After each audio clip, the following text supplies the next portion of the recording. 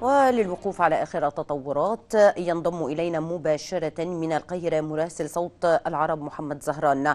مساء الخير محمد. مساء الخير محمد، يعني هل انتهت أزمة السفينة الجانحة بالفعل أم تم تعديل موقعها داخل الممر الملاحي؟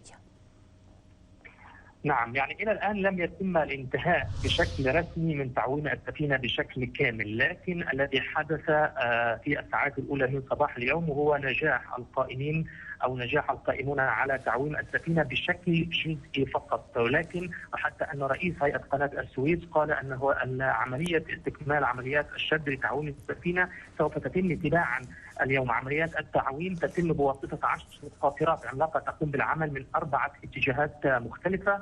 يعني نسبة هيئة قناة السويس أصدرت بيانا في الساعات الأولى من صباح اليوم وقالت أن تم تعديل مسار السفينة بشكل ملحوظ بنسبة 80%، وابتعاد مؤخر السفينة عن الشاطئ بمسافة يعني 202 متر بدلا من 4 أمتار. إذا الذي حدث في الساعات الصباح الأولى من اليوم هو تحريك جزء بشكل كبير جدا وصل ل 80% لتعويم هذه السفينة. المشكلة الآن في طريقها إلى الحل بشكل كبير جدا حتى هذه الأثناء.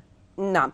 طيب محمد، يعني قال الرئيس السيسي أن المصريين وحدهم هم الذين تعاملوا مع الأزمة وحلوها بأنفسهم، ولكن هل كانت هناك عروض للمساعدة خارجية؟ بالفعل زميلاتي العزيزة، يعني المصريون هم من قاموا بتحريك هذه السفينة وتعويم هذه السفينة منذ أن جنحت على الشط منذ قرابة أسبوع. هيئة قناة السويس بجميع العاملين جميع المؤسسات داخل الدولة المصرية تكاتفت وسرعت بالتعامل من أجل يعني تعويم هذه السفينة، لكن هناك دول بالفعل عرضت على مصر المساعدة مثل اليونان، المملكة العربية السعودية، حتى الولايات المتحدة الأمريكية تحدثت أن لديها إمكانيات هائلة، حتى أن الدولة التركية التي بينها وبين الدولة المصرية ربما يعني العلاقات لم تكن على المستوى المطلوب، لكنها هي الأخرى أعلنت عن مساعدتها للدولة المصرية. لكن الذي يعني ساعد الدولة المصرية على أرض الواقع هي دولة هولندا. هولندا أرسلت قاطرة عملاقة أطلق عليها داخل الدولة المصرية بالقطر الوحش، هي من ساهمت وساعدت القاطرات المصرية والفراشات المصرية في يعني تعويم السفينة. الدول العالم أكثر من دولة أكثر من دولة في العالم عرضت على الدولة المصرية المساعدة، لكن دائما الدولة المصرية كانت تقول أنها قادرة على اجتياز هذه الأزمة بمفردها، لكن الذي ساعد مصر حتى هذه الأثناء على أرض الواقع هي القاطرة الهولندية التابعة لدولة هولندا فقط.